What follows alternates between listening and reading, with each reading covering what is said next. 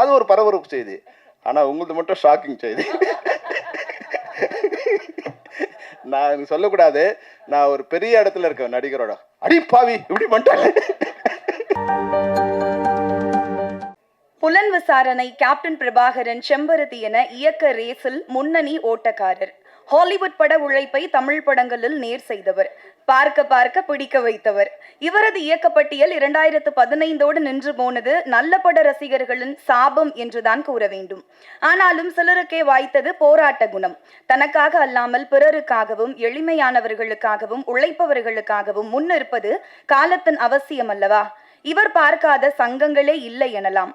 நாமெல்லாம் நம் பிள்ளைகள் சாமி போட்டோ என அதை செல்போன் ஸ்கிரீன் சேவரில் வைத்து கண்விழித்தால், இவர் தினமும் தன் செல்போன் வாயிலாக வரும் பிரச்சனைகளின் முகத்தில் விழிப்பவர்.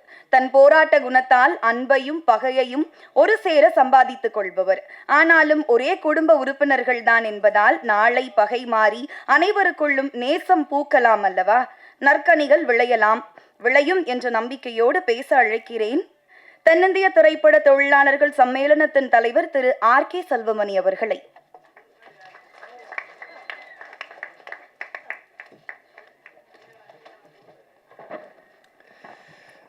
அனைவருக்கும் வணக்கம்.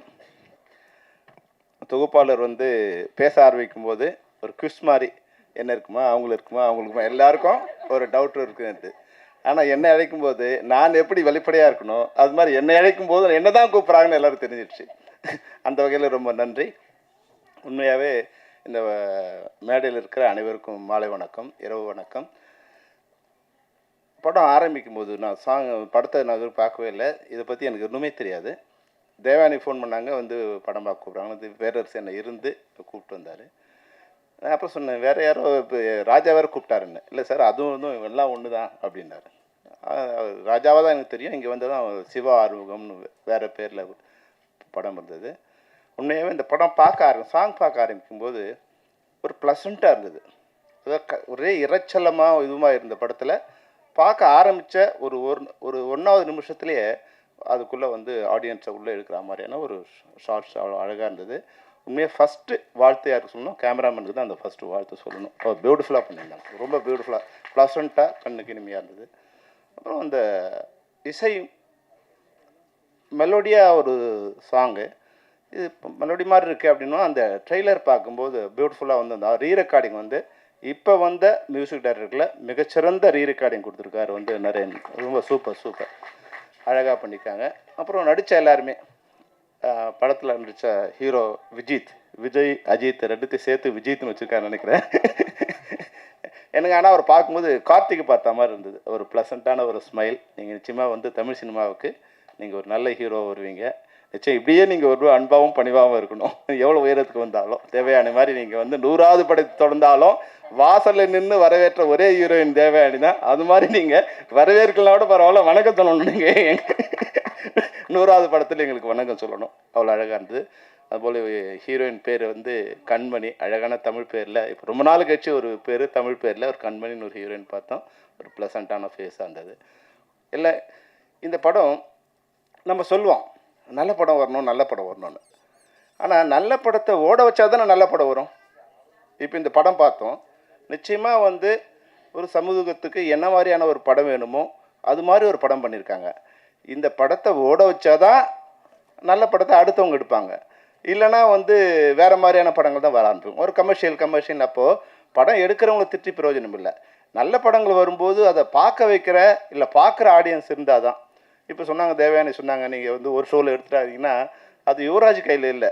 யுவராஜ் படம் பார்த்து அதை வாங்கி ரிலீஸ் பண்ணலாம், அதுதான் அவர் கையில் இருக்க தவிர, அங்கே சார் சொன்ன மாதிரி டிக்கெட் கவுண்ட்டில் நீங்கள் 100 டிக்கெட் வாங்கி போய் உள்ளே அனுப்பிச்சிருந்தா கூட கேன்டீனில் ஃபுல்லாகுதா இல்லையாங்கிற சிச்சுவேஷன் தான் எனக்கு. இன்றைக்கி தியேட்டர்ஸ்லாம் மினி ரெஸ்டாரண்ட் ஆகிடுச்சு. ரெஸ்டாரண்ட்டில் என்ன பிஸ்னஸ் இருக்குது அந்த பிஸ்னஸ்க்கு ஏற்ற மாதிரி தான் படம் ஓடுது. அப்போ அதுக்கேற்ற மாதிரியான படங்களை தயாரிக்க வேண்டிய சூழ்நிலை இன்றைக்கி திரைப்படத்துறைக்கு இருக்குது. நீங்கள் ஒரு நல்ல போஸ்ட்டில் இருக்கீங்க. அவங்க சொன்னார் நீங்கள் ரொம்ப பணிவான பெண் மட்டும் இல்லை, தீயாக பரவக்கூடிய ஒரு பெண்ணும் இருக்கீங்க. தயாரிப்பாளர் சங்கத்தில் இருக்கீங்க. தயாரிப்பாளர்கள் நினச்சா அவங்க ஒரு அணியாக இருந்தாங்கன்னா அவங்கள யாராலையும் ஒன்றும் பண்ண முடியாது. உற்பத்தி பண்ணுறவங்க அந்த தன்னோட உற்பத்தி பொருளுக்கான விலையை நிர்ணயிக்க முடியாத 2 பேர் தமிழ்நாட்டில். ஒருத்தன் விவசாயி, இன்னொருத்தன் திரைப்பட தயாரிப்பாளர். வந்தவன் தான் விலை சொல்லுவான். இவ்வளோ கஷ்டப்பட்டு நான் வந்து நாற்று நட்டேன், களை எடுத்தேன், தண்ணி பாய்ச்சினேன், அறுவடை பண்ணேன், கொண்டு வந்து சேர்க்குறேன்னா அதுக்கான விலையை விவசாயி நிர்ணயம் பண்ண முடியாது. அதுபோல் தயாரிப்பாளர் 10 வட்டி வாங்கினேன், 5 வட்டி வாங்கினேன், இவ்வளோ கஷ்டப்பட்டேன், இவ்வளோ நாள் எடுத்தேன், இந்த படம் இவ்வளோ செலவாயிருங்க, இதுக்கான விலை இவ்வளோ அவரால் சொல்ல முடியாது. இந்த 2 பேருமே தமிழ் மக்களை வாழ வைக்கிற, இல்லை சிந்திக்க வைக்கிற, இல்லை சிரிக்க வைக்கிற 2 இடத்துல இருக்காங்க. ஆனால் இவங்க நிலைமை வந்து இன்னும் படு மோசமான நிலையில் தான் இருக்காங்க.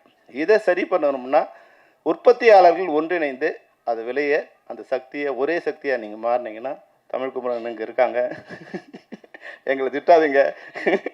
என்ன உங்களுக்கு வந்து நான் நிறைய தடவை சொல்லியிருக்கேன், இந்த நீங்கள் நிர்வாகத்தில் இருக்கிறதால, இப்போது தேவானைலாம் வந்து நிர்வாகத்தில் இருக்கிறதா சொல்கிறேன், நிர்வாகத்தில் இருக்கிறதால எங்களால் ஏதாவது உதவி பண்ண முடிஞ்சா எங்களை கூப்பிட்டு சொல்லுங்கள், இல்லை எங்கள் மேலே தவறு இருந்தால் எங்களை கூப்பிட்டு சொல்லுங்கள். நிச்சயமாக இந்த தமிழ் சினிமா நல்லா இருக்கணும்னு தான் நாங்கள் போராடுறோம்.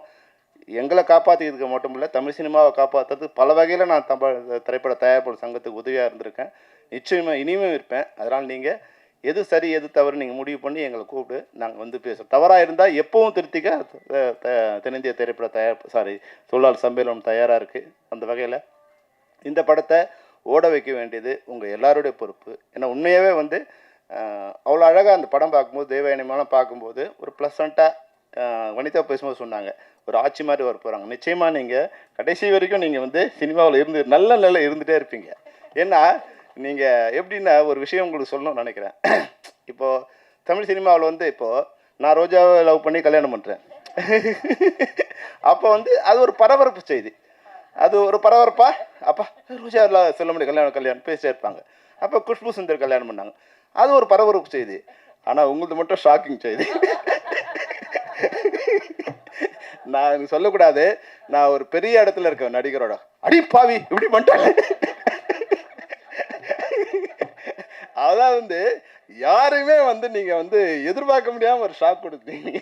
அந்த வகையில் வந்து உங்களுடைய கல்யாணம். ஆனால் அதுக்கு பிறகு வந்து உங்கள் வாழ்க்கை இருக்கு இல்லைங்களா, நிச்சயமாக நடிகர்களுக்கு மட்டும் இல்லை, தமிழ்நாட்டில் இருக்கிற பெண்களுக்கே நீங்கள் ஒரு உதாரணமாக இருக்கீங்க. அந்த குழந்தைகளை எப்படி வளர்க்கணும், அழகுங்கிறது வந்து வெளிப்புறத்தில் இல்லை, மனசில் இருக்குது, மரியாதைங்கிறது மனசில் இருக்குது. அந்த குடும்பத்தை அவ்வளோ அழகாக நீங்கள் வந்து கொடுத்துட்டு, கடவுள் வந்து உங்களுக்கு 2 அழகான பெண்களையும் கொடுத்துருக்காங்க, குழந்தைங்களை. உண்மையாகவே வந்து நீங்கள் வந்து உங்கள் தம்பி பேசுகிறாரு, பேசும்போது அவர் உங்கள் முகத்தை தான் நான் பார்த்தேன். அவ்வளோ அவங்க அம்மா இருந்தால் எப்படி ரசிப்பாங்களோ அப்படி ரசிச்சிங்க நீங்கள், அவ்வளோ பெருமிதமாகவும். ஏன்னா உறவுங்கிறது அதுதான், அந்த உறவை வந்து இந்த சினிமா அவ்வளோ அழகாக சொல்லியிருக்கு. அது மாதிரி இந்த குழந்தைய நீங்கள் வந்து பேசும்போது அவங்க அம்மா முகத்தில் அவ்வளோ ஆனந்தம், அவ்வளோ பெருமிதம், அப்படி வந்து ரசிக்கிறாங்க. தேங்க்யூ சொல்லு அப்படின் போது ரசிக்கிறாங்க. அதுதான் அதுதான் தமிழர் கலாச்சாரம். அந்த கலாச்சாரத்தை இந்த படம் வந்து மிக சிறப்பாக எடுத்து காமிச்சிருக்காங்க. நிச்சயமாக ரசிகர்கள் எல்லாரும் நீங்கள் இந்த படத்தை வாழ்த்தணும். அப்புறம் வந்து பேசாமல் இருக்கிற குழந்தைங்களெலாம் இல்லை பலூன் பிஸ்கட்லாம் கொடுப்பேன். நாங்கள் உட்காந்து பேசாமலே இருந்தோம், ரொம்ப நேரம் பேசிகிட்டே இருந்தோம். எங்களுக்கு பலூன் சாக்லேட்லாம் கொடுப்பீங்கன்னு நினச்சேன், அது கொடுக்காம விட்டீங்க. இன்னொரு விஷயம் என்னென்னா, இந்த கத்திரி வெயிலுக்கு ஒரு குடை வந்து எப்படி வந்து ஒரு சிறப்பாக இருக்குமோ, அது மாதிரி வந்து கத்திரி வெயிலாக காஞ்சி போயிருக்கிற தமிழ் சினிமாவுக்கு இந்த நிழற்குடை வந்து ஒரு சிறப்பான குடையாக இருக்குங்கிறது தான். அது மாதிரி அண்ணனுக்கு தம்பிக்கு ஒரு வாழ்த்து, அது ஒரு வேண்டுகோள். நீங்கள் சிவப்பாக இருந்தீங்க, கருப்பாக இருந்தீங்க, இப்போ தூய்மையாக இருக்கீங்க, எந்த வண்ணமும் இல்லாமல் தூய்மையாக இருக்கணுங்கிறது தான் எங்களோட ஆசை. நன்றி, வணக்கம்.